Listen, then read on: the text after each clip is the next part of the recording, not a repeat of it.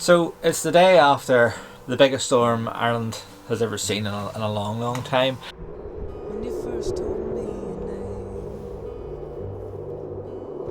name. So I can just see over here that the cover on our garden furniture has been ripped right through. Thankfully, none of the furniture itself has been destroyed, which is good.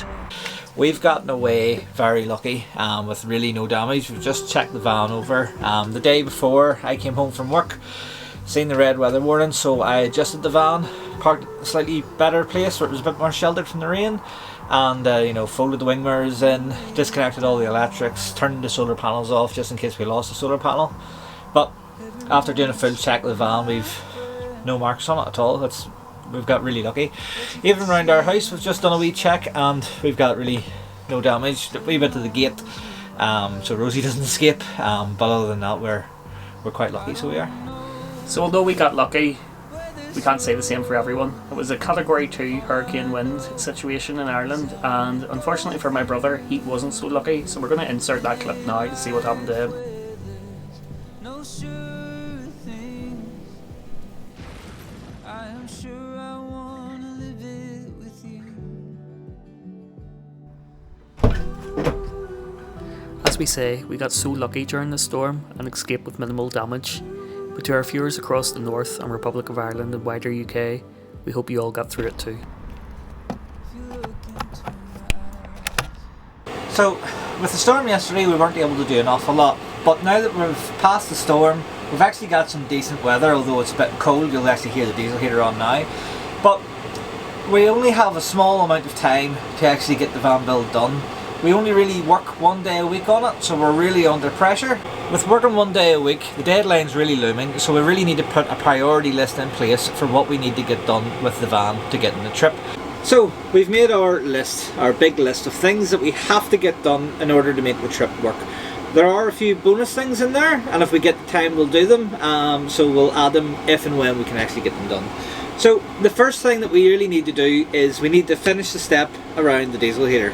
Reason being is we just need that to be completely boxed in to keep the wires safe, and also because we're going on such a long trip, we don't want to worry about Rosie eating the wires that will be underneath it. The second thing we need to do is we need to carpet down here, down the door side, and that will allow us to move on to the next step, which is the rear surrounds. So we want to get the plastics up for the rear surrounds. We talked about carpeting them as well, but we don't think we're just going to get the time, so we'll carpet them after the fact. Then we want to get the rear bumper done, because that again leads on to the next step, which is the cladding. So we want to be able to finish off the cladding on this side as well, but we can't do that unless we get the carpet down here done, the rear surrounds and the rear bumper, because the cladding needs to match up to them.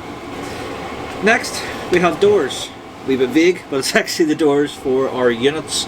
We need to put some kitchen cupboard doors on so the stuff we put in there doesn't fly out. If you will have watched one of our previous videos on our last trip, or our first winter trip in our van, you'll have seen that we had issues with the electrics. The batteries that we have with the van are just no good unless we're getting solar from like summertime. But with it still being winter and with our big trip coming up, it's still going to be fairly wintry, we think. So we have a new battery system coming and supporting electrics for that, so we need to make sure that we get all that wired up. To finish the step, Stephen took measurements for additional batons to bring the storage compartment of the step up to the height of the cab area. We then fixed these into place using our drill and screws. So we're just going to screw down the first part of the step. What we're doing is this piece is only going to get screwed in a couple of places, so it can be removed if needed. And then what we're going to do is we're going to put a wee hinged section here so we can lift up in this way, so we can put like things for shoes and such, and then the majority of the wires will be here as well, so we'll be able to get into them. Having this hidden compartment was useful in the van because not only would this allow us access to the wires, but it will also act as additional storage for things like shoes. So before we can go any further with our step and putting the hinge in, we're going to put on the piece that we made last week for the trim of the bulkhead. This additional trim piece was to tidy up the area and just to make it look a bit more finished, and we are planning to add more to this area at a later date to tidy it further. Now we just need another trim piece, full of trim pieces, to go down this side and along here. So we'll probably get a rounded piece. We'll cover all this up once we have our wiring done. Make it look all pretty. So now that the bulkhead's a little bit tidier, we can work on getting the step finished.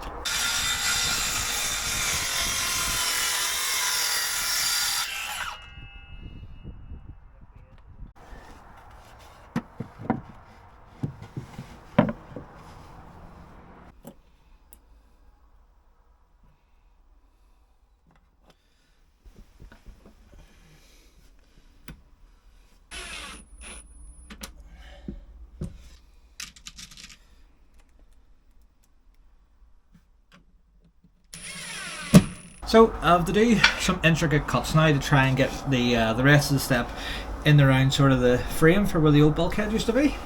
So what I'm going to try and do is make this sort of step in, go like that, so it should just sort of slot in. If I have the measurements right, if not, sure I can cover it with trim pieces.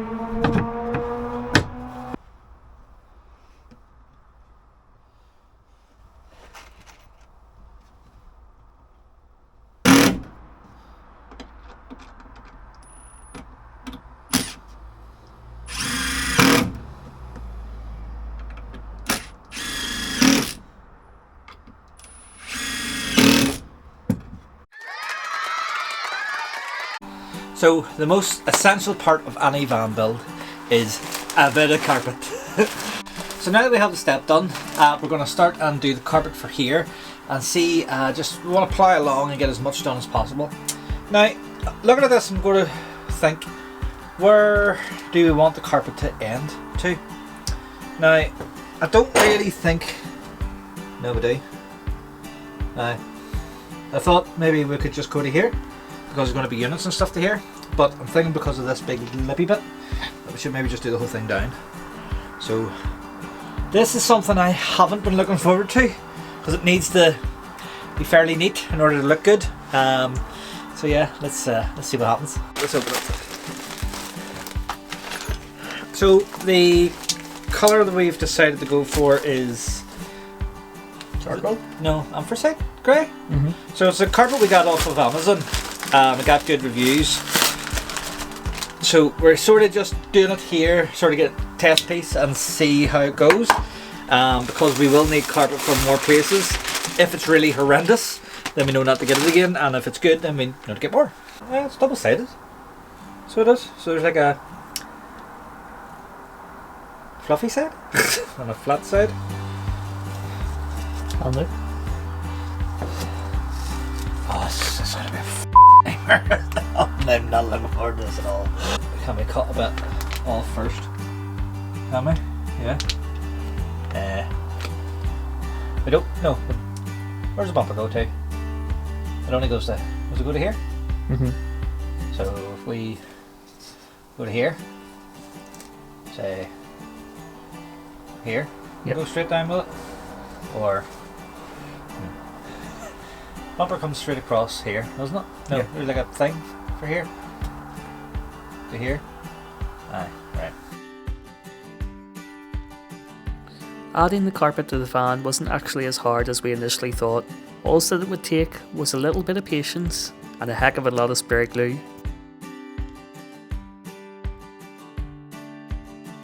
So that was another thing ticked off our list, and actually whenever you look at it, kind of looks quite sexy. I think it finishes it off really well. So we've just finished carpeting around the side door, and luckily enough we've got enough material left from the carpet to do the back surround pieces as well. So you might have heard Stephen say earlier in the video that we might not have the time to do this, but thankfully with the extra material it meant that we got a little bit further and were able to get this job done. You can also see here that we've opened up the fan doors to stop us getting choked from the fumes of the spray glue, which were really bad at this point. We're at the point now where we can add our back surrounds, but again, before we do that, we need to do more insulation. So I think this has been now our 5th round of insulation in total, but again it's essential because we want to do full-time living and we need to have the heat in the van in order to do that. Getting the back surrounds on again was quite an easy process. We just glued it, screwed it into place, and then for some additional support with the Secaflex we clamped it in and left it overnight to make sure that it dried. We managed to make some progress on our to-do list, but there's still a lot more to do before our trip. Despite the storm slowing down our progress, we're getting so close to our deadline now, and there's a lot more work to be done. If you've been following along on our build journey, then thank you so much, and if you're new to the channel, why not subscribe so you don't miss out on any of our future updates. Next week, we finally start work on our battery upgrade and getting the electrics in place for the fan, which is going to be another major milestone in our fan build journey. Thanks for watching and stay tuned for more.